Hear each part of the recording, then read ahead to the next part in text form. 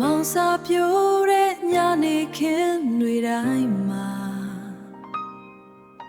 သမီးတယောက်ထဲလမ်းပြောင်းနေသလိုပဲအမေရဲ့လက်ဖွာနွေနွေလေးကိုတန်တာအမိတဲ့လွမ်းနေအမေရဲ့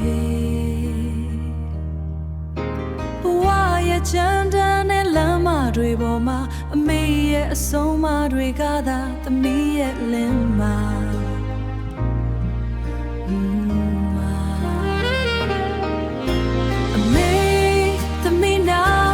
ရှိနေပေးပါဒီရင်ခွင်ထဲမှာပဲခိုးလုံးခွင်ပေးပါအမေရဲ့မြတ်တာကသမီးအတွက်အသက်ရှူသံပဲမခွဲသွားပါနဲ့မထားခဲ့ပါနဲ့အိုးမေရဲ့